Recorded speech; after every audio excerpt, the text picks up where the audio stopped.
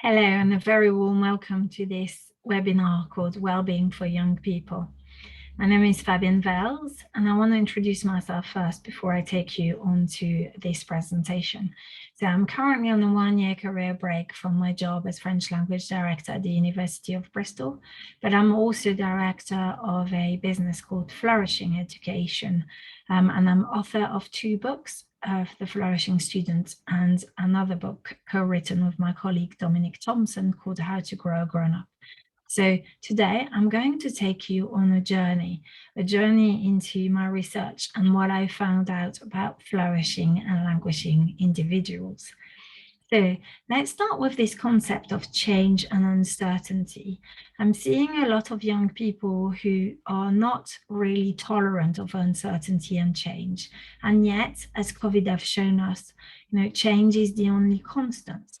And what that means is that we may have a tendency to think that life can be really tough. In fact, life can deal us with really tough events like, COVID, illness, failure, all of those things. And what I've noticed when I'm sort of interviewing our students is that, this ebb or flow of life, which means that sometimes we're under the water and having a lot of challenges. Sometimes we just, underneath the wave or just surfing the wave is just the ebb and flow of life. And what the students that I kept seeing, my tutees, were reporting is that they almost all wanted to be at the top, the ebb and flow of life, enjoying themselves and being constantly happy. And to me, I think that sort of when they are feeling low moods, this feeling means that a lot of young people don't really want to experience the low moods or the challenges of life, and want to be happy, but that's not realistic. And also I would argue that it's through the challenges of life that we grow and develop. It's not when everything is going well. So I would really encourage you to think about that. How do you respond to life and to the challenges of life? How do you view happiness? Are you hoping to be constantly happy? And is that realistic? Because what we have also as a tendency as human beings is to view life in duality, good, bad, day, night, sort of that duality. And when we view life as either good or bad, rather than in shades of gray, that has an impact on our well-being. So again, I would like you to, I like to encourage you to think about this. And I want to talk about the impact that this has on young people. So when young people, the young people I'm seeing at university usually arrive because of the anxiety and the worry about life with this real competitiveness. So individualism, and I'll explain why in a minute, and competitiveness, a perfectionism, and a fear of failure, compiled with this, what I call comparatitis. So always comparing themselves to others. And the problem with comparatitis is that I really believe that if we start comparing ourselves to others, we will always find somebody who is smarter than us, who is more attractive than us, prettier than us. And I would really, again, invite you to think about, okay, in my daily life, do I have a tendency to look at other people's lives, particularly through the lens of social media? And I'll mention that in a minute, again, when I talk about social health, because really you are going to lose if you compare yourself to others. You are a unique individual with your unique skills and your own unique sort of pathway in life. And I would really encourage you to compare yourself to yourself yesterday, as opposed to comparing yourself to your peers and what they have or not have, and what they may seem to have that you don't have. So I want to mention the word mental health here. And mental health in England, I noticed, we have a tendency to talk about mental health, but meaning mental ill health. And to me, mental health is not the same thing. So take a minute or two to think about how you would define mental health. And once you've done that, I want you to read this definition from the World Health Organization. And you will see that, in fact, mental health is a positive definition. It's about being able to cope with the stresses of life and being able to work and contribute to our community, local and global.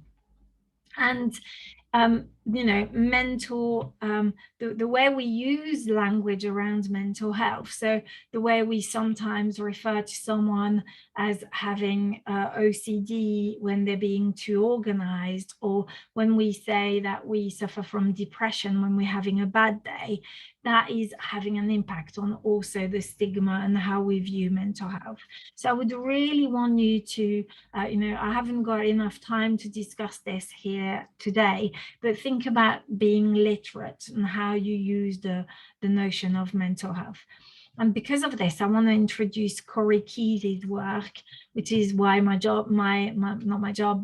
book is called The Flourishing Students, and my business is called Flourishing Education, because Corey Keyes says that mental health is a continuum. So we go up and down that continuum, during the day, and we can have high mental health and low mental health. So that's called high mental health is called flourishing, and low mental health is called languishing. And then you can have high mental health, so be flourishing with mental illness, or flourishing without a mental illness, and you can be languishing with a mental illness or languishing without a mental illness. So let's separate well-being or mental health from mental ill health. It's really important. So I also want to talk about at some point here the problem we have with viewing adolescence as a problem rather than a huge opportunity. And I really think that the adolescent brain is really a window of opportunity. So yes, it's a time when young people may develop mental ill health, but it's also a period of opportunity where, if you look at it, this is the time when our brain, the second biggest time when our brain will develop, and we will have our synapses will really start creating a pathway, a stronger neural pathway. So rather than viewing adolescence as an issue, we should really take it as both a period of vulnerability and opportunity as parents and young people. So now let's address the stress response. So we have in our body a stress response. So we respond to external events in a specific way. And I want to introduce Stephen Porges and Peter Levine's work around our autonomic nervous system, so the system that helps us respond to that stress. And we have what we call the fight and flight, which is part of the sympathetic nervous system. And then we have another side of our nervous system, which is the parasympathetic nervous system. So the dorsal vagal, which is at the back, and the oldest part of our nervous system is the emergency state. And really what that does is it's if we are going to encounter a real danger where we may die, then we go into freeze, the body collapse, and we go completely immobile. And then the same part of the parasympathetic nervous system actually has another ventral vagal, which is linked to the social engagement. And the social engagement is when we connect with others. So it's through curiosity, openness, all of those things. So we can engage all of those through our nervous system. And I'll mention this a bit further. So the stress response really is also known as the threat or self-protection system. The reason we have that competitiveness is because young people try to protect themselves if they fear that they may, it's a fight and flight response, because when we were tribal, we were being chased by, for example, a saber-toothed tiger. It's about, picking up the threats in your environment and easily self-protecting. And that links to adrenaline and cortisol, and those are the feelings that I mentioned before. And with that threat system comes what we have as our drive system, the incentive and resource-seeking system, that really motivates us towards survival. And when the threat system taps into this, then that's when the competitiveness, the individualism, and the perfectionism are really coming together. And that's dopamine, so the hormone for reward, and that leads us to wanting and pursuing and achieving.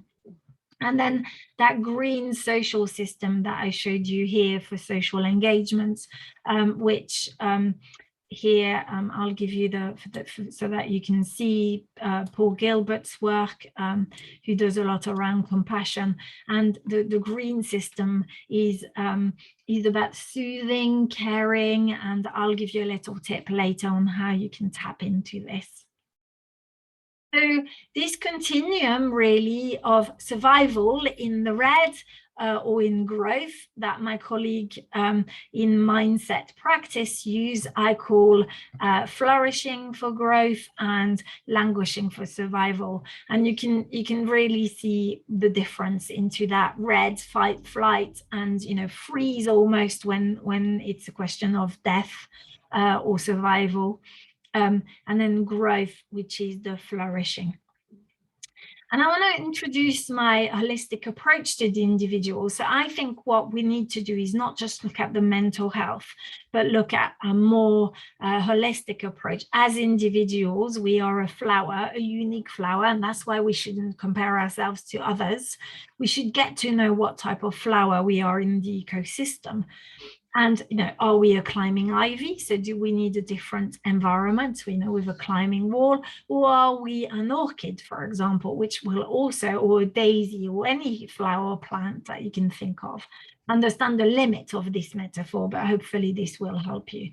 And what I found from the interviews I had with flourishing individuals is that there are things that flourishing students do that is slightly different from languishing students.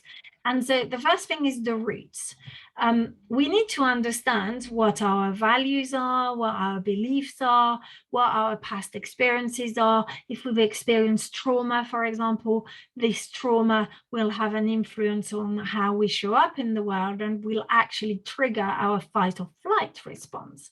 So it's really important that we acknowledge those before we go further, that we get to know who are we as a flower and what do we need. And then, if in terms of the beliefs and the values, if you don't believe me how they shape your reality, think back as when you were a young child and you still believed in the Tooth Fairy and in Father Christmas.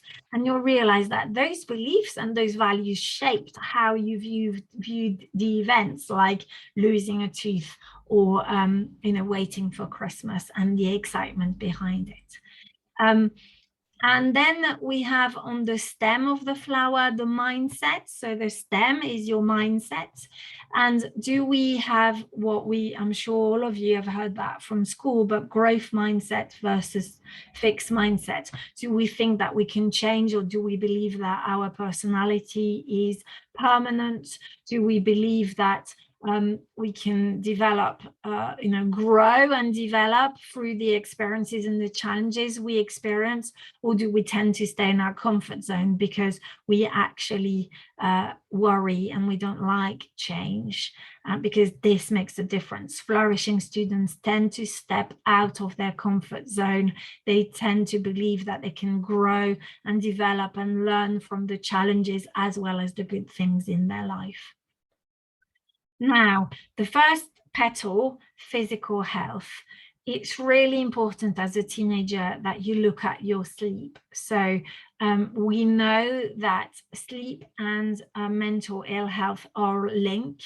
And as a teenager, you will need to sleep because that's when your brain really does an awful lot of rewiring and etc. And the growth, the body of your growth happens. So sleeping. Making sure that you sleep enough, that you sleep well, that when you wake up in the morning, you feel rested and not too tired. One tip, try and not look at screens at least an hour before you go to bed. Or if you look at your screen, make sure that you put that blue light filter, because it will have an effect on your sleep.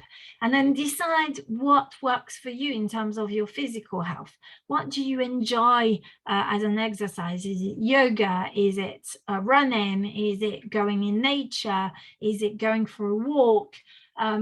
You decide. And again, it's not about what your friends do or what other people do. It's about you as an individual. What do you like doing for your physical health? Because flourishing students have identified that, and they do what works for them to help them with their physical health, to stay physically fit.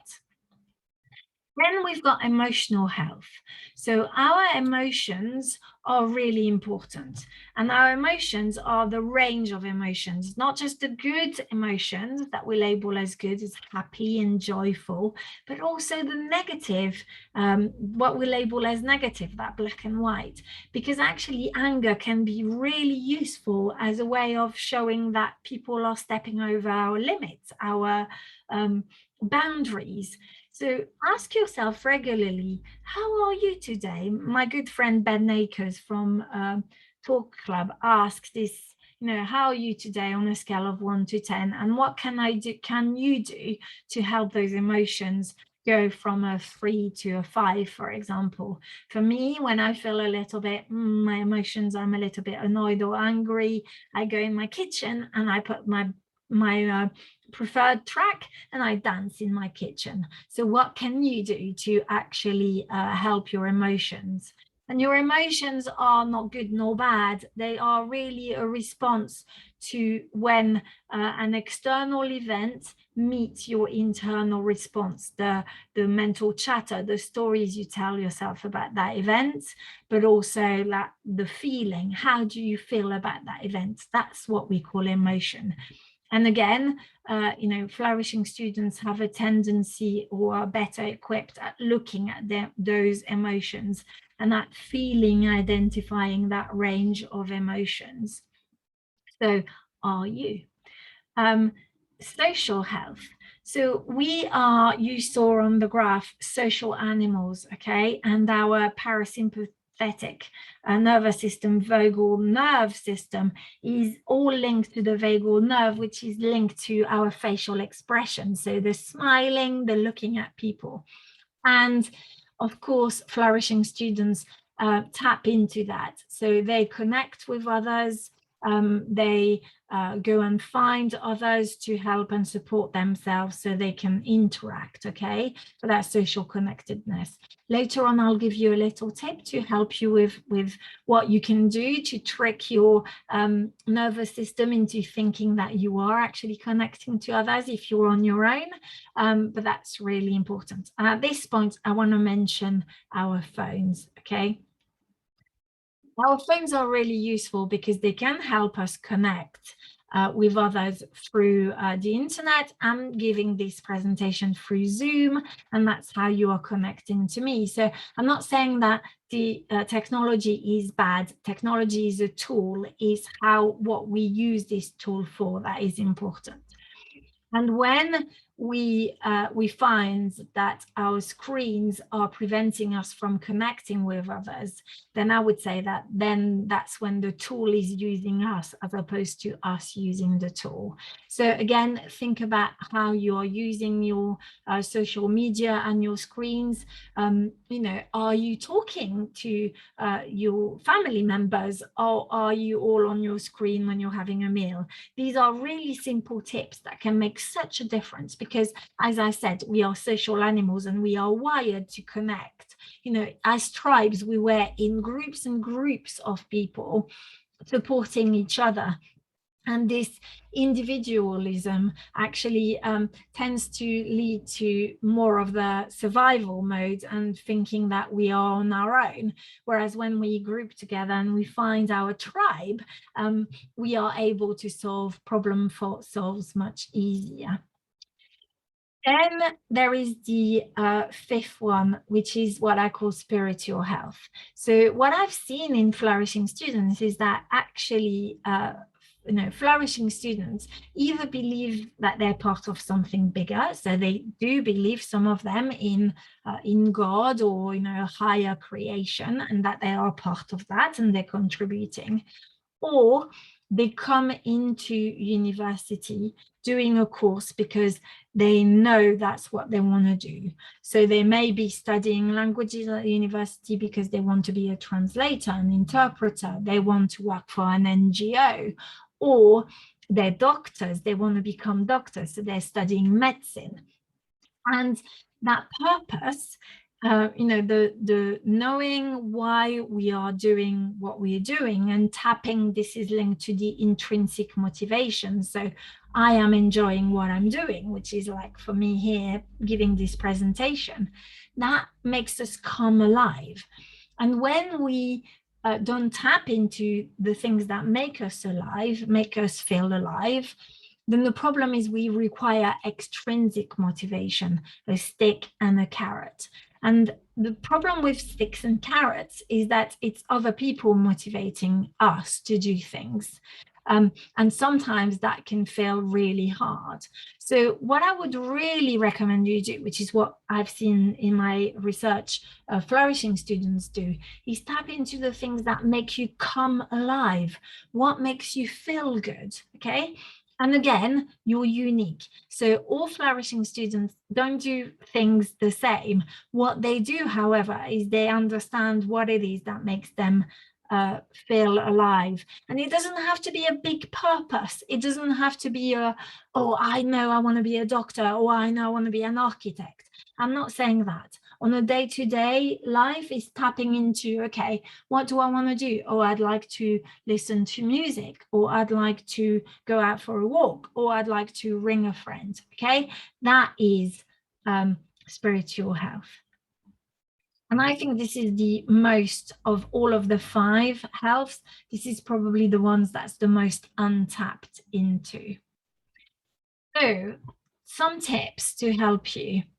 Please remember that it's important that you put your own oxygen mask on, okay? So all of the things I'm talking about is about well-being. It's not about mental ill health, or, if you can't cope with stress, if you can't, give to your community, then I would suggest you go and seek professional help, okay? Because that's really important. And I would say, put your own oxygen mask on. It's not selfish to look after yourself. You can't pour from an empty cup. And, if you've been on a plane, you will have heard that, they say, put your own oxygen mask on before tending to others. And there's a reason for that. It's because you're going to be no good if you've run out of oxygen, okay? If you've depleted yourself. So look after yourself. And if some of the tips that I've given you, are not clear enough, please do get in touch. But otherwise, find out what works for you as an individual. It's about you, the individual.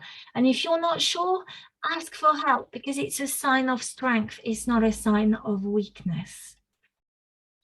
And I would mention the self-compassion. So really, like I said, self-compassion, the research from Kristin Neff in the States, is that if we are caring to ourselves, like Sir was saying, putting the own oxygen mask on or filling up our cup, it's, we will be in the same way that we are to others. So sometimes we give to others so much, but we don't give that to ourselves. But it's also recognizing that we are all human.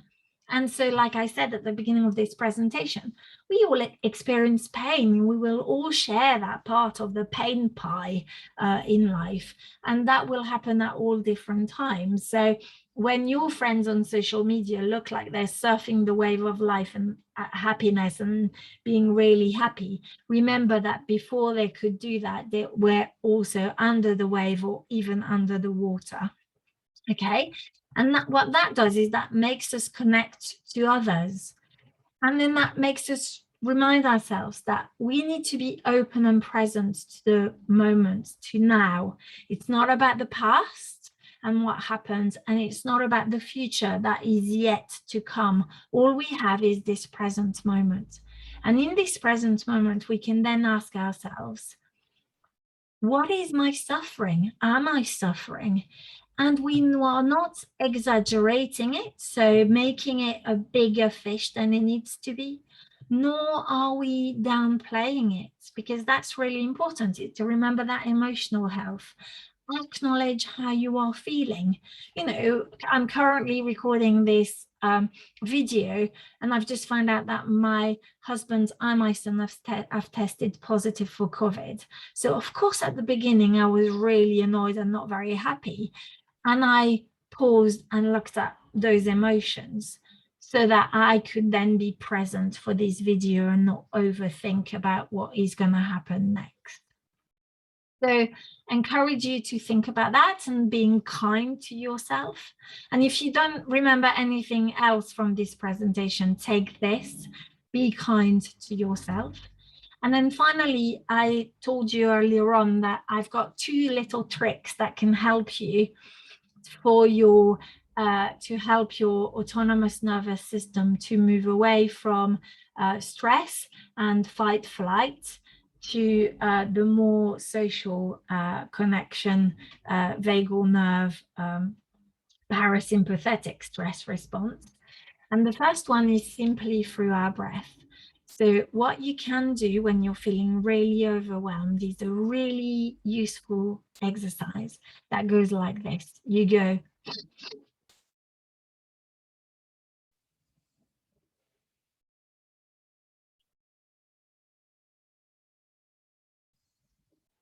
and you do that 5 times. And what happens is that is triggering the sympathetic nervous system. So normally the fight system, but we keep it short. And then the out breath is linked to our social engagement, the parasympathetic nervous system. And you're saying to your body, through the longer breath, it's okay, it's fine, there is nothing to worry currently in the present moment. And if there is something that I need to change, you can go and change it then, okay? So you do this 5 times. What helps also is to really anchor ourselves in the present moment. So hold on to something physical, like a table or you know, your water bottle as you do that, and then you can drink some water. And once you do that, you will see how your sympathetic, parasympathetic nervous system kicks in. Little bit of knowledge, insights, so to understand why your lungs and your breathing is the only system that you can control consciously. All of the other systems, like your heartbeat or your kidney function, all of those things, your brain, you can't control consciously. And this is the reason, is because we can control our stress response through our brain if we really want to. That's that one exercise, and I hope that's helpful. The other exercise to engage again the parasympathetic and the social health is that our body can't make the difference between someone holding our hands, so like this or like this, and someone else holding our hands and connecting with us. So what you can do when you're feeling really, really stressed is to do this. So hold your hands like this or like this, or put your hands on your heart. Okay, and it might help to close your eyes and maybe include the breathing that I've taught you, so as well. And that will also help trigger the parasympathetic nervous system, the calming down system, the social connectedness. Smiling does that as well, because it includes the vagal nerve and the feeling good. So those are really easy little tricks that we can use in our daily lives to feel a little bit better. So that's, I'm afraid, all I've got time for you today. Those are my references that I've mentioned in my presentation. And I would really want to encourage you to please get in touch. So here are all my social media handles. Please get in touch, connect with me via LinkedIn. And if you've got any questions, then email me at fabienne.vailes@gmail.com. If you want to ask me questions, if you fancy working with me, anything really, please don't hesitate to get in touch. I very much hope this is helpful, and please don't hesitate to get in touch with me. And most importantly, I wish you a lot of happiness and flourishing along the way. Bye for now.